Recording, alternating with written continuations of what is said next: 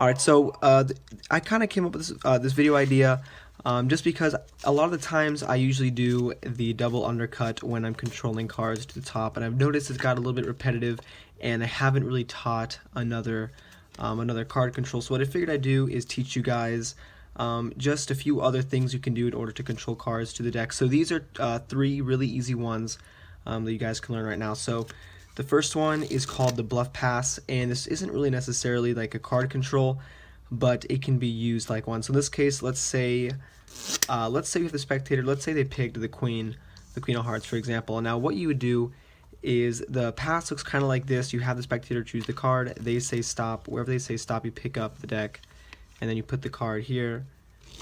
Comes from the middle, and then what you can do is also give the deck another shuffle, and it looks like the card's getting mixed up, but in reality those two moves have actually moved the card to the top. So this is how it's going to work. So basically, let's say the card's here, this is the one they chose.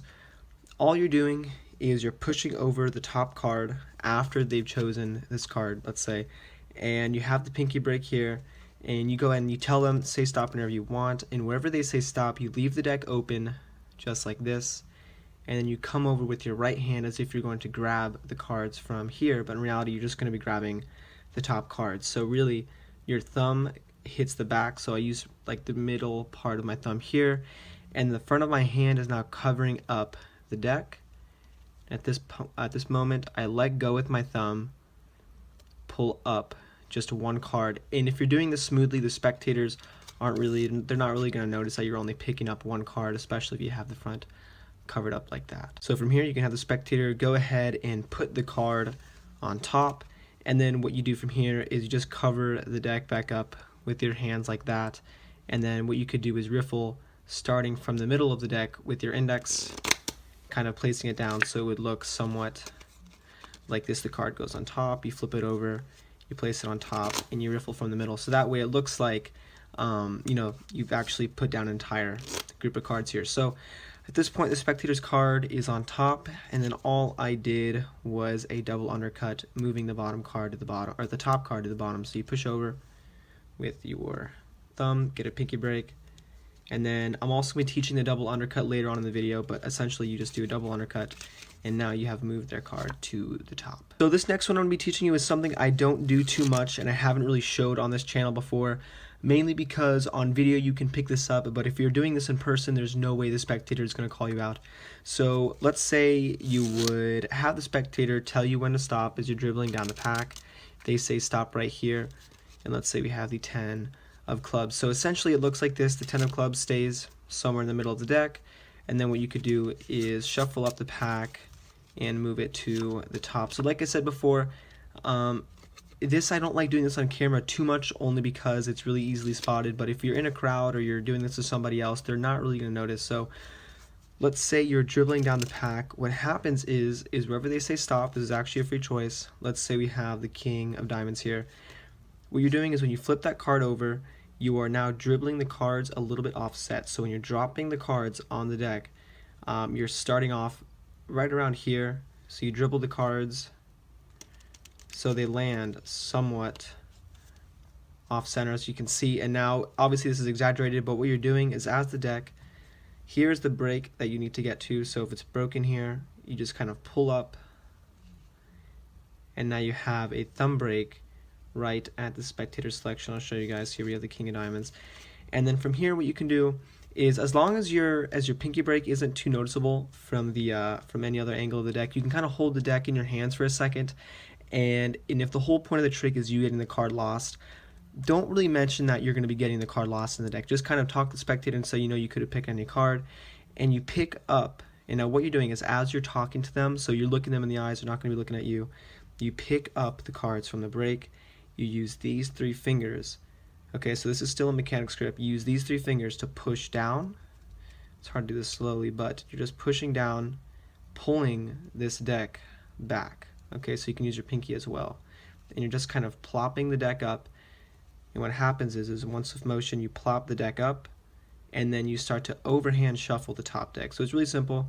Prop the deck up, overhand shuffle, and you do this as you're talking to the spectator. They're not going to notice And at this point, you've now moved their card to the top. And then last but not least, I will show you guys the double undercut, just in case anybody is still kind of iffy on what that is. This is why I put this last, because I know a lot of you already know what this is. So basically, the double undercut is the most, I would say, not even the most overused, but pretty much just worldwide, this is kind of the control that everybody uses in any trick a lot of the times. So let's say we do take this king of diamonds, the spectator.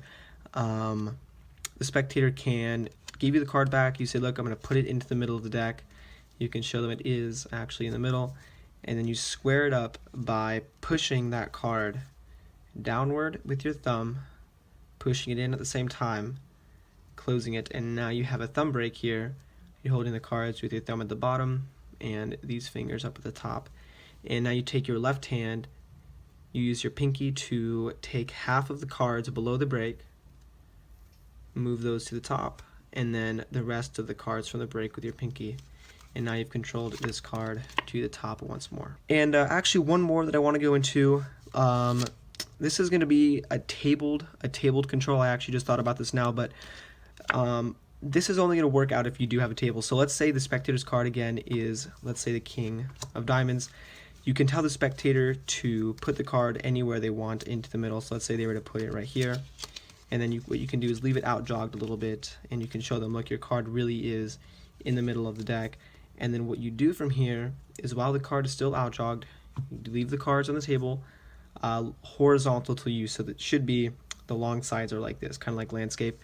And you say, look, I'm going to go ahead and leave your card in the middle of the deck. But what you're doing is you are, and I'll show you guys fast motion, you're putting the card into the middle but sliding it back out. So as you guys can see, the card's now out jogged from the side, and I'll push this up vertical so you guys can see the different angle.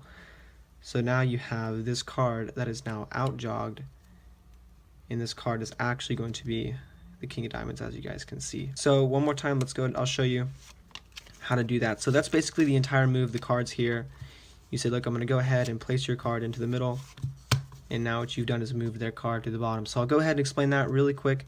The king of diamonds is here, it goes in the middle, and the best way to do this is by having the card, let's say if you're right-handed, it can be sticking out on the right. All you're doing is you're pushing your left hand towards the deck, but your right hand is going to be coming at an angle, so your right hand is coming down towards this corner.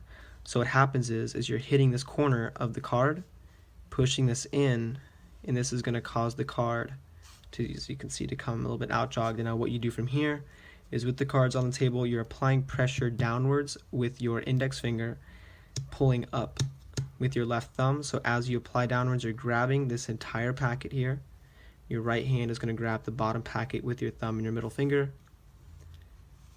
And all you have to do is cut these cards. And then you could do a Divernon cut, or you could just kind of control the cards back up to the top, and now you have the king of diamonds.